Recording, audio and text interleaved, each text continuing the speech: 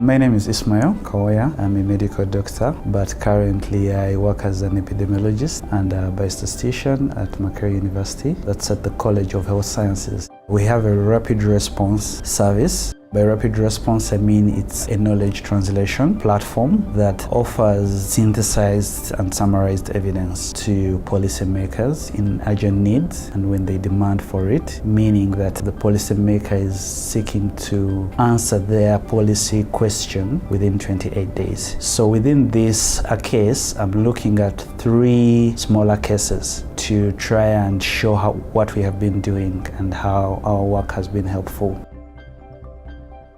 We had a development partner based in Geneva, and they'd been doing some work in Uganda over about 7 years on food fortification. They were working with manufacturers and other people in the food industry, and they would give them the knowledge about food fortification, give them the skills, but in addition, they would really help these people to get the resources to fortify their foods. Time came for the project to end. The country manager at the time was really worried that all the gains and benefits they had made over the 7 years were probably going to be lost. If you look at the manufacturers, they were getting a lot for free. If they were now going to do all of this themselves, buy the fortificants, buy the machinery, they were probably going to have to mark up their price on the shelf. This would make them less competitive than those who are not fortifying their foods. And chances are, on average, people will go for the less costly product, no matter what the health benefits are. They probably won't be thinking that long term. So she came in to see us and explain this situation, and we said, well, let's see what the policy options are that you could think about and what they mean. And then you could take it from there with the ministry and everybody involved, all the stakeholders. And what the team will do after having a very good conversation with the policymaker is that they'll go out, look for the best available evidence. This is in terms of the quantity and the quality. So they don't only analyze and make sure that this paper was done well, they also make sure that they've looked almost everywhere that evidence could be, because that one paper that you miss or that one source that you miss could be the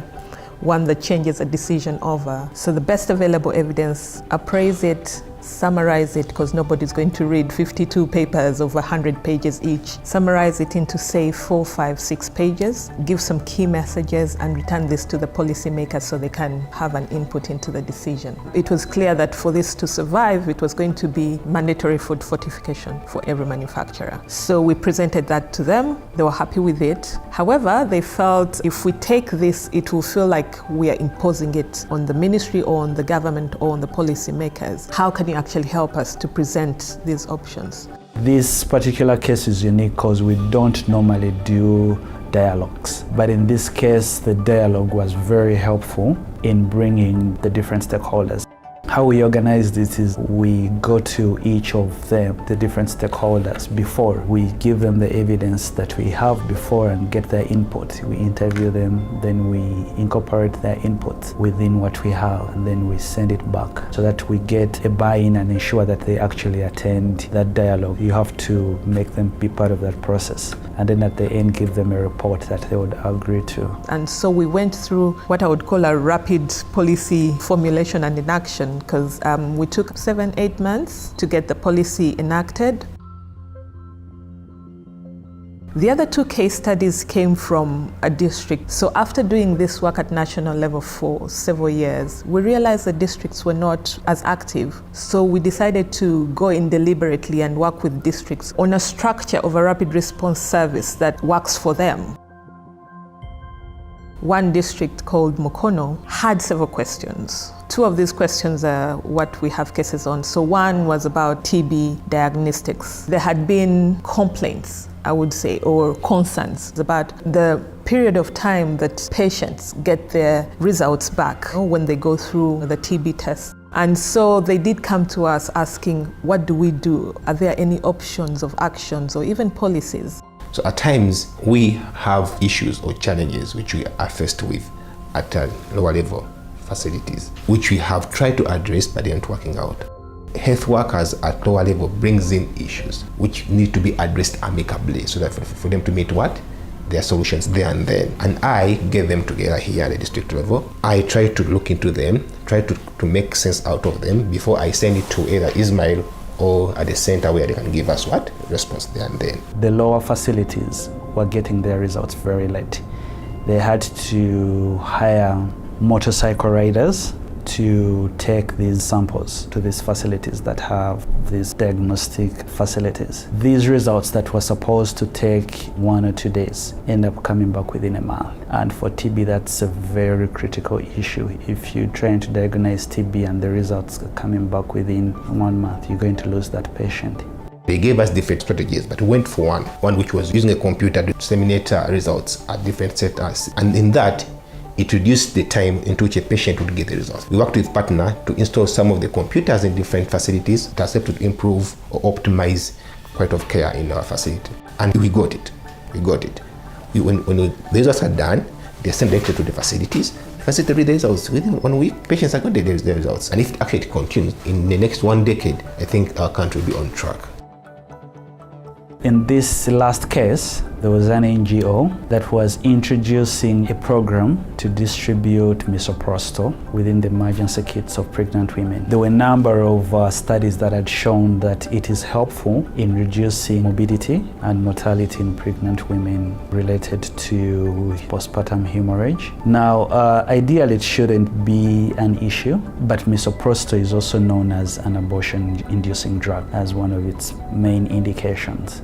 Now, in a country like Uganda that is strongly conservative and held in religious beliefs and cultural beliefs, that is taboo. So there was a lot of resistance, especially with the health workers who were meant to distribute this emergency kit. They were unwilling to do that. So the district leadership called on to us to give them evidence about what exactly misoprostol is about, and if it's able to achieve the effect of what the NGO was trying to do. Their questions really now, it wasn't about a policy option, but how do we actually implement this? How do we deliver it in the community? And again, the team came up with some options, provided this for them. Before we knew it, again, they were sharing the information with other districts.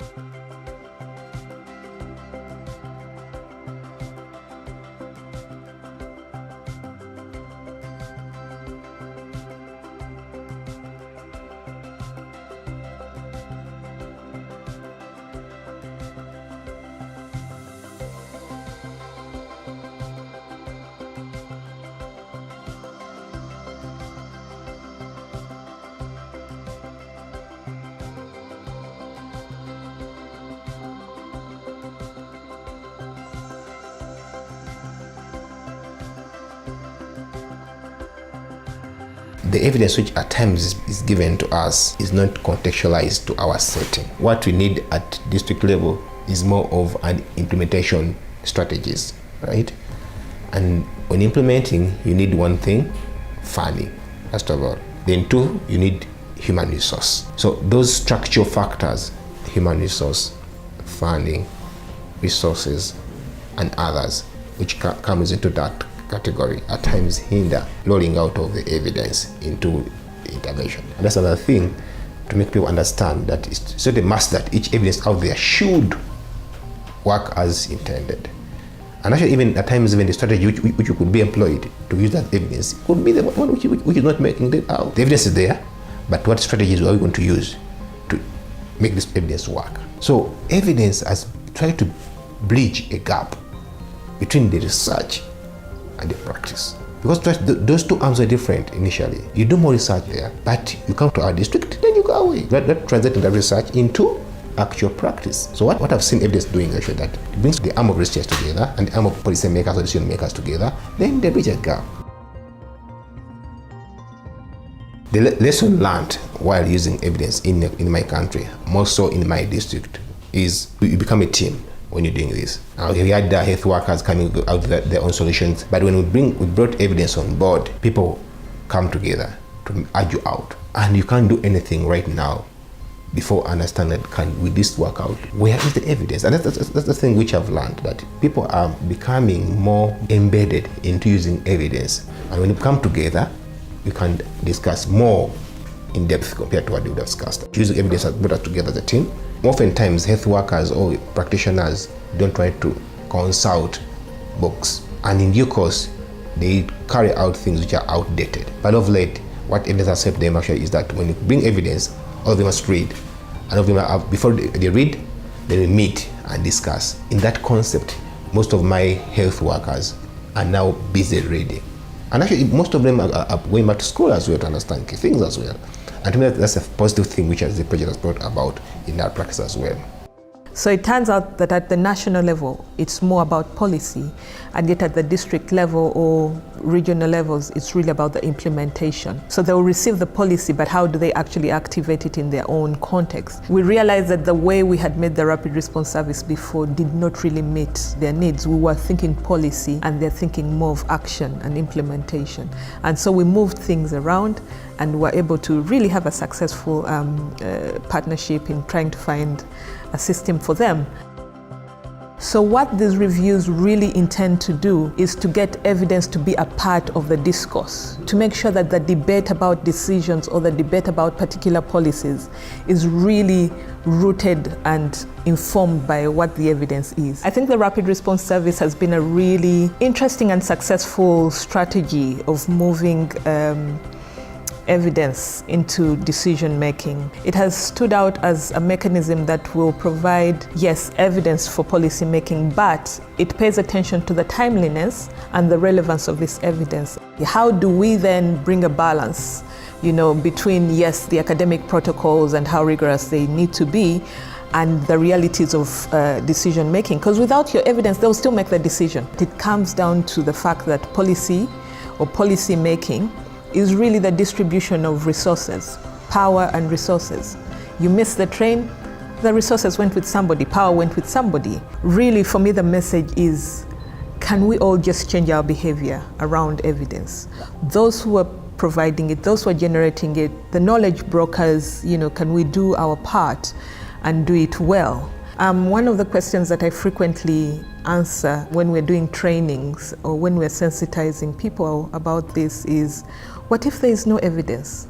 What if there is no data? And I haven't come across any particular situation where we have failed to answer because we didn't have data or we didn't have evidence. It might be a matter of context, or if we are looking for evidence of it having been done in Uganda, maybe not. It was done somewhere else, and all we have to do is to contextualize it. And if we paid attention to that evidence, maybe we would have our problems. But now, with one of our new funders, they would like to see us working in other sectors as well, other than health. Through our interactions again and collaborations, now we are being skilled in how to analyze and do all sorts of analytics on big data and data analytics. And so just from selling this strategy, many people are able to realize what else it can do, which we hadn't realized on our own. So there's been a lot of benefits, just even sharing what we have been doing.